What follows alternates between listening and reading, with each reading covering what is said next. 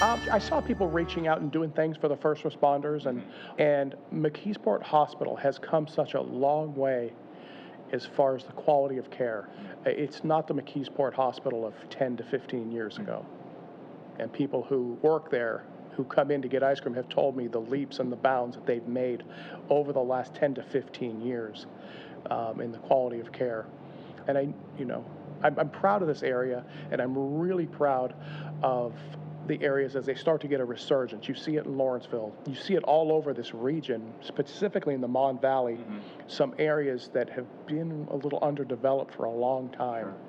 But there's some things happening, and it's exciting. If I could play a little small part of that, and thank McKeesport Hospital for the work that they've done over the years to get better care, but also in this environment that we find ourselves. So it was just a little thing. They enjoyed it.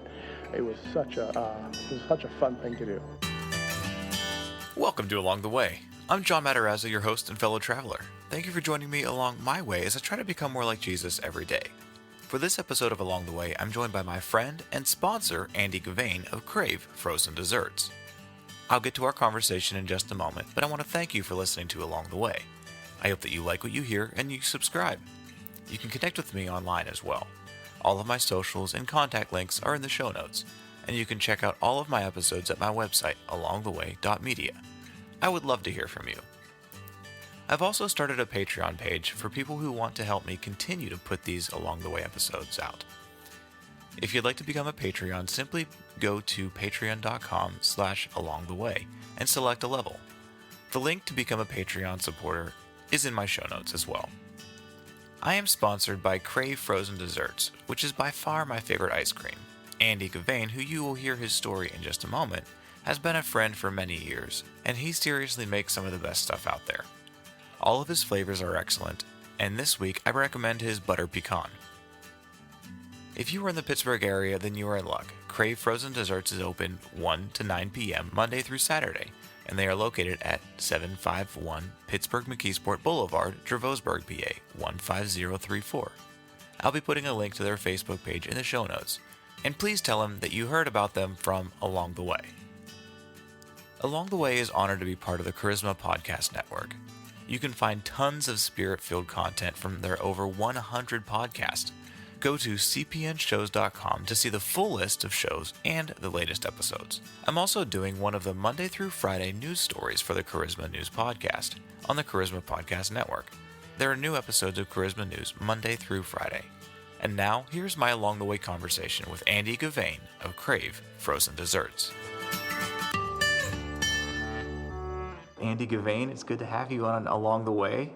It's a pleasure to actually get to do this episode. We've been talking about collaborating for a while. Actually, yes. From when I first started doing my podcast, you and I would talk at church because we go to the same church. We've been going to Bridge City Church. It used to be Word and Worship, and now it's Bridge City Church. We've been talking for a while, and you told me about this dream that you have. And right now we are sitting in this dream. This dream is a ice cream business. That's right. And when you first told me about it, I was like, that's great. Andy, you're a great chef. I know it's going to be great quality stuff, but here we are right now in Dravosburg, right across the street from the Bettis plant, where anybody in the local Pittsburgh area kind of knows where that is. And we're in this place where God has called you to start a business as a ice creamatier. What's the right word for that? I don't know. I guess it would just be an entrepreneur. An entrepreneur. I don't know if there is a title. Yeah. I guess chief ice cream maker. I guess. I don't know. Head cook and bottle washer too. Yeah. Yeah. No, it's exciting. It's really happened. We're 5 months in, and we had talked. I think back in December, we were still working on the build out. We were still doing all the painting and things like that to get the place up and running. And I was a little jealous because you said you were doing a podcast, and I want to do a podcast. Mm-hmm. And so it's exciting. Yeah, we're here finally. And 5 months in, it seems like a lifetime ago. Yeah. Yeah, we actually started talking about it well before December. I mean, we were talking about it last summer, I think, because you were looking for other buildings. Yeah, we did, yeah. The thing that I really admire about you, Andy, is that you didn't just have a dream and you didn't just talk about it. you put legs to your faith and you did the things that you needed to do to make this actually happen. And right now, I just want to say that Crave Frozen Deserts does have the best ice cream that I've ever had, and I wholly support it 100%. So, but Thank Andy, you. how did we get here? I want to hear your story with the Lord, and how did you become a chef, and how did God Yeah. lead you into ice cream of all things? It's a long story. It was a long time in getting here. Having been in the military, I wanted to do something with my GI Bill. I wanted to go to school. Cooking had always come easy for me. When I got out of the military, we were living up in Erie, PA, and I briefly looked at Mercyhurst College, maybe a criminal justice degree. I had looked around, kind of figure out how I wanted to apply my GI Bill, what I wanted to do. And I happened to see a commercial for Pennsylvania Culinary down in Pittsburgh. So I thought that looks interesting. Cooking has always come easy. So I said, let me try that. Let me go at least check out the school. It's 2 hours away. So we did. We called them and we booked a tour. And as typically happens, once you go tour a school, they sit you down with financial aid. They try to rope you in while they got you. Exactly, yeah. And I committed. I said, yeah, let's do this. Let's do it. So we made plans to move to Pittsburgh, which we did. And I think it was the fall of 1990, if I remember correctly. And I started that winter semester, I think. Maybe it was the spring semester, because I was living here and working, but not going to school. So there was a lag time between when we did relocate and then I started school. So it's been a number of years, but that's what led me to Pittsburgh to go to culinary school, just because I wanted to get an education, use my GI Bill from the military, and I thought being a chef would be a great way to get started doing that. What was your favorite part about going through that school? Just learning. There was so much. You obviously you learn with your skills. Your skills class was always first. You learn your cuts, your dicing, your bâtonnet, and the small dice, and just your knife skills first, and then they slowly progress you through the school. But just learning so much about international cuisine toward the end of the school, you do the international cuisine.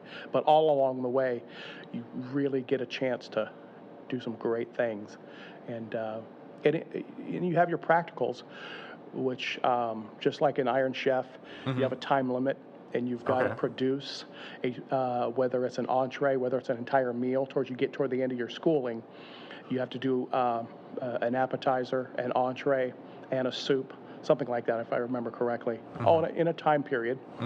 And you have to present at a certain time. You have a window. Can't present before, certainly can't miss your window and present after. So each class, whether it would be seafood, meats, international, all had those types of tests, if you will. And it was all exciting. It was fun. It was nerve-wracking, but it was all good stuff, and prepared you to enter the kitchen and work in a fast-paced environment. And I enjoyed it all. I really did. Yeah. So you just mentioned Iron Chef, and I really enjoy watching cooking shows.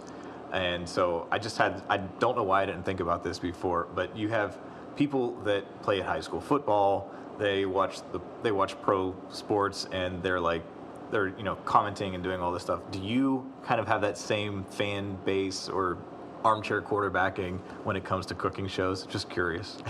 I don't watch a lot of them. It's just, I did it for a long time, just cooking. It's not that exciting to me. And what goes on in Iron Chef typically isn't what happens in normal kitchens. It's not that exciting. And to be honest with you, there's a lot of high pressure, and but everything's prepared typically. You have your prep cooks, everything's prepped ahead of time. So some curveballs get thrown at you from time to time. But for the most part, it's not that exciting. Your regular restaurant kitchen doesn't have a commentary and microphones, it just. I just wondered if you were armchair quarterbacking some of those TV shows that I like to watch. But so how long were you in the chef world? About 17 years. Oh, wow. It was around, I don't know exactly, but it was about 17 years between managing restaurants and cooking. And I got out the last 12 years. I've been working for my employer now doing sales, and I sell to restaurants and Okay. country clubs, things like that. But for 17 years, I did it. Yeah. So you've been in the food business for a while, Yes. and now you're out on your own. Why ice cream? What drew you to that? I mean, I absolutely love ice cream. That's one of my favorite desserts of all times, and you make some of the most amazing flavors. Now that I've had it for basically, I come in every week and get several pints that'll last me, at least a few days. I'm not. I share. I just want everybody to Not know all for you. it's not all for me. I do get it for my my mom and dad and sister, and but it is the best stuff out there. But why ice cream? I enjoy ice cream like everybody else, but I was fascinated by the science of it, the crafting of it. When you would go to a place that does make their own, I was intrigued. Having a culinary background, but knowing little about it intrigued me. Like some of the same questions a lot of people have at me. How do you come up with it? How did you get this flavor? How did you make all that? Intrigued me, and then I found out that it's not as hard as you would think. You just need the right equipment, and you need the right suppliers, and you need the right vendors around you to give you some great products to turn it into fantastic ice cream. Yeah. And so I just began this little odyssey of probably about, I would say, about a year and a half to 2 years. Yeah. Learning, finding all about it, just learning every bit about how to make it. Where do I get the machine to make it? Yeah. Everything like that. And it took about a year and a half to gather enough information about it. Hadn't made a single pint. I made it. My extent of the ice cream making was about as much as anybody else with their little home machine that maybe you would buy at Walmart. And it was marginal at best. I wasn't encouraged by our first couple of batches that I'm an ice cream wizard. But that was about the extent of it. Okay. Well, now we've talked about the ice cream side of things. We'll come back there, but I want to hear about your journey with the Lord, because that's one of the things that always intrigues me is how has God been the one that's been leading you along the way? Right. I grew up in a home where it wasn't preached, it wasn't practiced. Being the son of an alcoholic, we kind of had some dysfunction, and thankfully, my dad did find the Lord, and he took it seriously. So there was a little bit of that as I got older, but early on when I was young, there wasn't a lot of that. Yeah. And I went through a summer camp, and I first accepted the Lord at a summer camp when I was about 12. And that was my first introduction in a walk or in a relationship with God. And it wasn't long before summer camp was over, and we didn't go to church. We didn't have a home church, so it didn't stick. But that was my first introduction to knowing about a relationship and knowing that there is a journey, if you will. So, how has God been leading you all along the way? Because you've gone into the military, you've gone into the culinary world. How have you, looking back, how have you seen God leading you? Well, He's always put great people in my path that took an interest in me. There was also that in the military as well. There wasn't a lot of church going when I was there, but all along the way, and especially since we got married, started having kids, and put roots down here in Pittsburgh, He has consistently put wonderful Christian men in my life that I could build relationships with, that I became friends with, including the pastor that originally married us up in Erie. We're still friends to this day. I don't talk as much with him, but he introduced me to another pastor friend of his, where we were at the first church we went to, where we belonged when we came to Pittsburgh. We were at his church, and I'm still good friends with him. In fact, my opening day for this ice cream shop, he came out. So all along the way, God has put great men in my life that have just become great friends, great mentors. Yeah, it's been a great journey with them. part of Along the Way and God bringing men into your life, God also brought a lovely woman into your life that you right. just mentioned about. You got married up in Erie. Tell me about how you met Debbie and how God has I was in led the you to become a military. family. She was from Frederick, Maryland, where my last duty station was. And a friend of mine was dating a coworker of hers, and that's kind of how we got introduced. And before I knew it, we just started seeing more of each other. And I knew early on that she was going to be moving up to Erie she had a job lined up. She was finishing college, and she was already going to be moving up there. And that's kind of how we got to Erie, PA. And so that's where we got married, started a family. And then, as I said before, that's how I kind of ended up down in Pittsburgh after that. Yeah, and you have how many kids? We have 4. Mm-hmm. Your son Nate, I actually was teaching him guitar lessons for a little while, and he's now since started really soaring with that. So we have had a lot of stuff happening with our families together. I was homeschooled, and your oldest son Kevin. Right. We were pretty close in age, so my mom and Debbie started doing some things together, and because physically our houses are pretty close, and so we just grew up knowing that we were good friends with the Gauvains, and my sister babysat your kids, and so there's always been this closeness there. And whenever you started telling me about this ice cream place, I got excited because I knew of the quality it's going to be. And so you guys opened January 1st, 2020. Yes, New So Year's Day. in the middle of winter, you guys opened, and now we're hopefully towards the end of a pandemic. And but so it's been an interesting time. How has God sustained you during this time? He sustained us. Number one, we have a great product. Mm-hmm. By God's grace, we have had some amazing vendors, and they've been just true partners.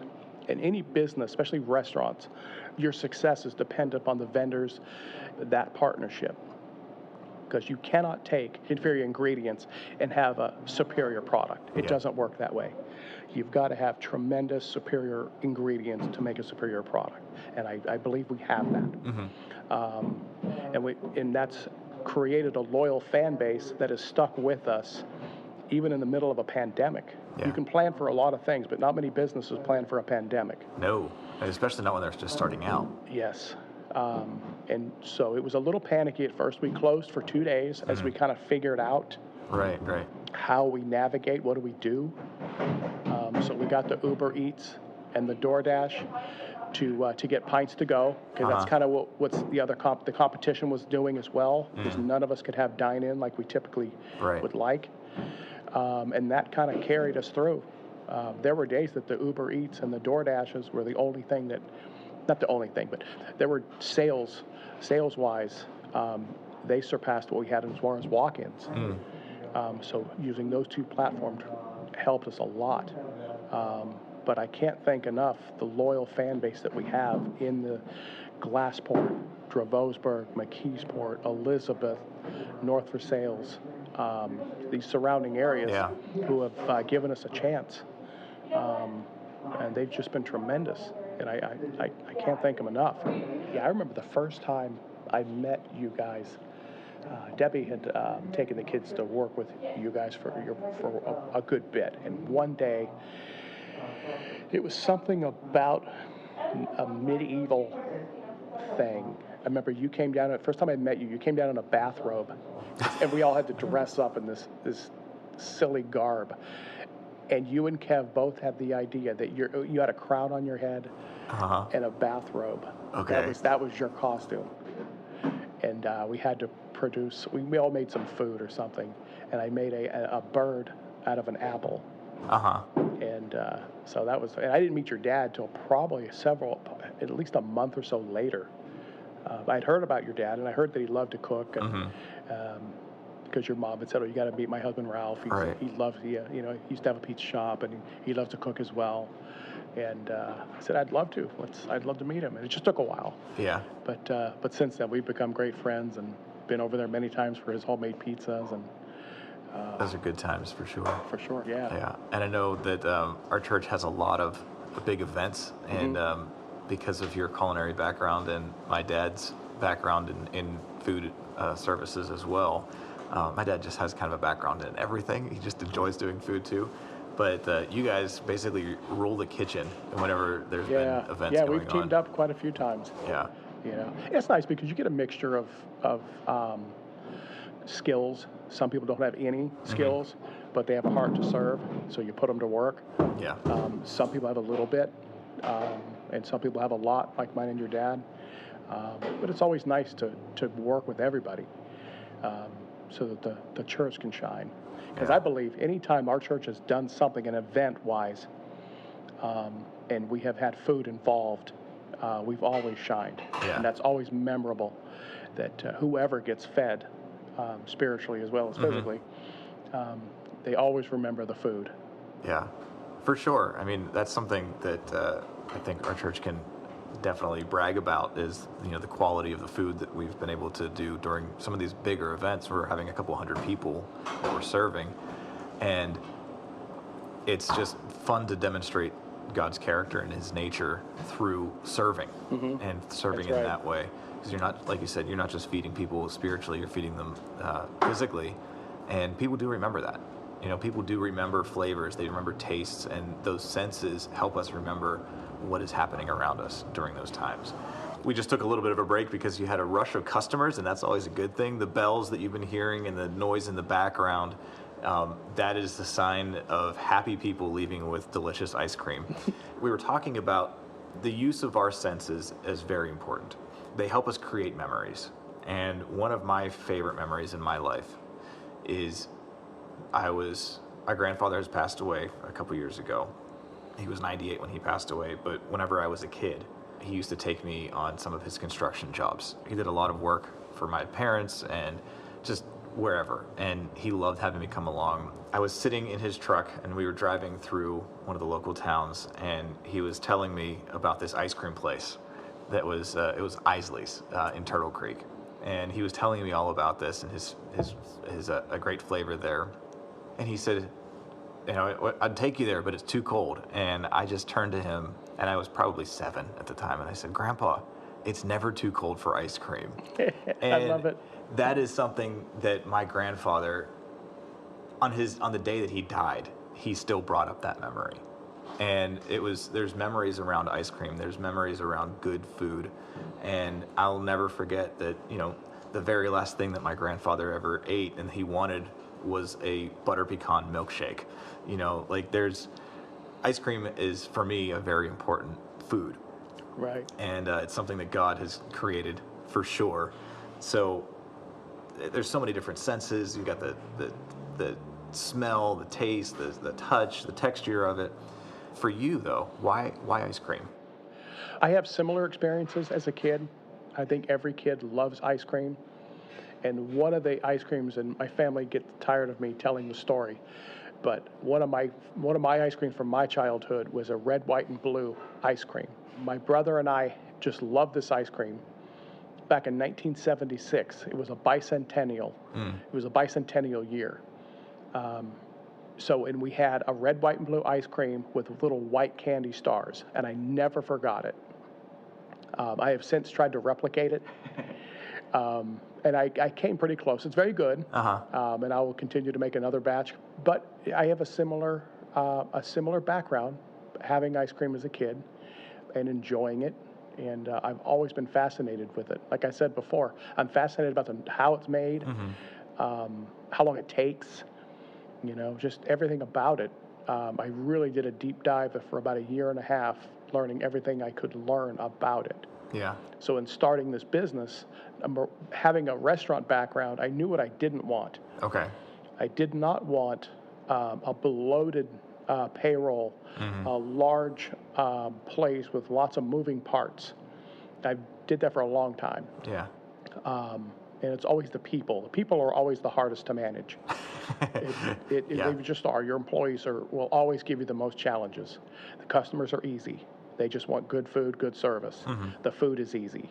It's pretty predictable how it reacts to heat, how it reacts to cold. And it's chemistry, it. Yes, it's very simple, very predictable. What is unpredictable are employees.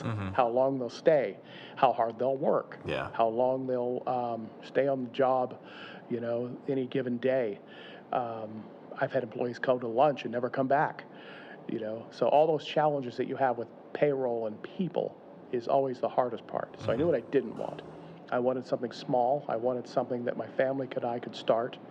And at some point we get big enough to hire people, but always have a manageable payroll. And it's just a small core of employees, and to keep it manageable. That's the goal. Yeah, so tell me about some of your flavors, because you're not just doing vanilla, chocolate, strawberry, and cookies and cream. You do all those, but that is just the start of your menu, and you've created some really unique flavors, and I appreciate that because I like trying them, and you've allowed me to be a guinea pig for some of your more experimental flavors, so that's one of my favorite things. But tell me some about how you came up with some of the flavors, and where do you get your inspiration? Yeah. Oh, yeah. Well, first of all, the chocolate and vanilla and strawberry are the #1 selling ice cream in the world. Always have, always will be. So, although some of the other crazy flavors seem to get all the limelight, those three will always be the biggest sellers. So any ice cream worth any salt has to have at least those three. You just do. Now, having said that, they're not very exciting. What excites people is creating an ice cream that maybe you've never heard of or never thought of, like a blueberry balsamic, like a honey lavender. I have not done the blueberry balsamic, but that's one of the ones I want to do. It's on your list of things to do. It That's is. great. I've got a pretty lengthy list. Yeah. And you only have so much room on the menu. Sure. Some of the ones would be better in the fall. Some of the ones Okay. are kind of winter flavors. We knew starting this business that people would come in all year round. We like ice cream all year round. And there's very absolutely. few places that you could come in January and February and sit down and eat and enjoy some ice cream. And I was amazed that those people responded when we opened on New Year's Day. So when I started coming up with some kind of unique flavors, like an orange cardamom, I got that idea from a friend of mine who has an Indian restaurant. And I told him I can sell to restaurants. I would love to sell him some ice cream. And he said, I would love to have an orange cardamom on my menu. I would not have thought to put those two together. Orange and vanilla, of course. Right, you right. know, the orange dreamsicle and Right. all that. But the cardamom never occurred to me. So I reached out to my supplier of flavors. They said, we do have a cardamom flavor. We'll send it out. I made it for him. He loved it. I loved it so much I put it on my menu.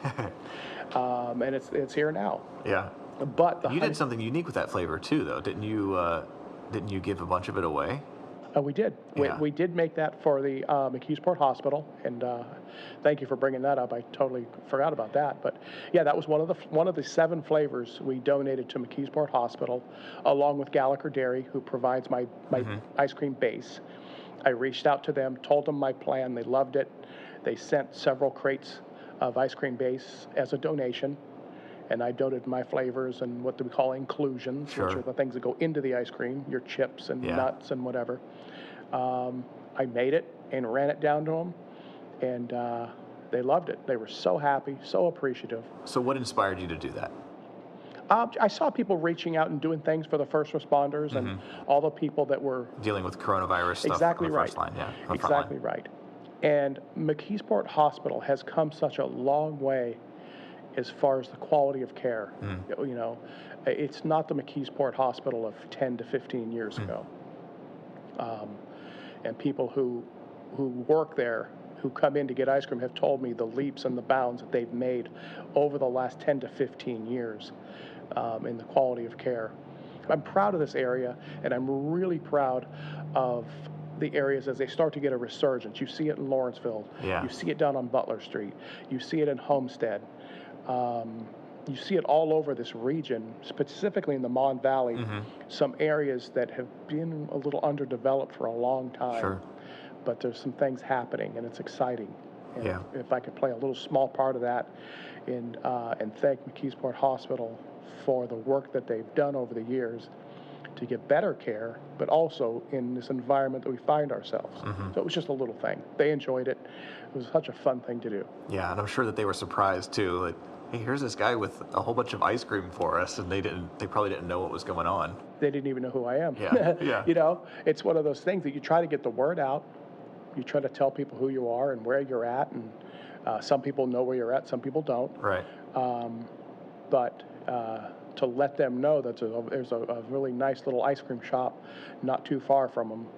Number one, cares about the things that they do for the community. But number two, if I could give a little attention to our business and let them know we're here and Sure. in a great way, and partner with them any way I can, it'd be fantastic. Yeah, and that's one of the best ways to, advertise, is to let people taste it. And unfortunately, through podcasting, I can't let you taste the stuff that Andy makes. But you definitely need to come in, especially if you're in the Pittsburgh area. Andy, what is the address of this place? I know we're right across the street from the Bettis plant, but I forget the address. Yes, it's 751 Pittsburgh McKeesport Boulevard, Dravosburg, PA, and the zip is 15034. It's not difficult to find. Everybody knows where the Bettis plant is, pretty much. And if you get lost, you can always put that in. But it's Crave Frozen Deserts, and it's delicious. That's all I got to say about that. Well, thank you. So how did you come up with the name, real quick? This is what we found out. Anything you can think of when it comes to frozen confections, frozen desserts, the name is probably already taken. And I found that pretty quick. Yeah. So we had looked up at a bunch of different names: the ice cream factory, the ice cream depot, the ice cream shop, pretty much you name it. Taken. I don't know. I crave ice cream a lot, and a lot of people do, so that name just kind of jumped out. It's not unique. There is a Crave jerky. There's some other Crave entities out there. Yeah. But I thought Crave, and I think Debbie came up with the frozen dessert part, because that was going to be Crave ice cream, and it just didn't quite ring. When she added the frozen dessert part, I thought, perfect. That's exactly it. Because I don't want to do just ice cream. I want to do cakes. I want to do some pies. I want to do Italian ice. I want to do, at some point, do some gelato. I kind of want to venture out and not just do hard ice cream. I know everything that you make is delicious, and I can 100% get behind everything that you guys are doing here at Crave. Oh, thank you. I appreciate that very much. Yeah, your family's been in quite a bit. You've been in quite a bit. People from our church come in quite a bit. And it's always nice to see friends. What has been equally as exciting is the new friends that we've made, and new connections that we've made in the community. They've really been the backbone of our success, is they continue to support us. And we've also become friends with a lot of them. And that would have never happened without this business. So God has been using us to reach, new friends, new people, through ice cream, which is really neat. If you had the opportunity to go back in time and talk to your younger self, with the knowledge and the information that you have right now you can't give yourself the lottery numbers or something like that, or who's going to win the Super Bowl and things like that. But what advice would you give yourself, and what's happening in your younger life that you would want to speak to the younger Andy? I would tell myself to not be afraid to fail, not be afraid to take risks. For a long time, I had talked about doing this business, and Debbie had said, are you going to do this, or are you just going to keep talking about it? And that was a wake-up call, because I'd been talking about it for so long. And when she finally asked me that, she was right. She was 100% right. And I think for a long time I was afraid of failure. I was afraid that I couldn't succeed. So I would tell myself to just venture out, to trust God. There's a plan. Jeremiah 29:11 says, I know the plans that I have for you. So I would tell myself that just dive in. Don't be afraid to fail. It's good. Don't be afraid to fail. What's the youngest Andy that would need to hear that? I would say about 18. Yeah. Even when I was in the military, there was a lot of things. When you go in the service, there's the gung-ho people that you think, oh, they're not afraid of anything. That guy would charge into a hail of bullets, that sort of thing. But there's a lot of people that go through their military career not reaching, not stretching, not volunteering for maybe schools and things that are available so that they could gain rank, because with rank comes responsibility. So they just kind of ride it out. The military is full of those kind of people, but it's also full of a lot of determined people who want to be better, who want to be the best they can be.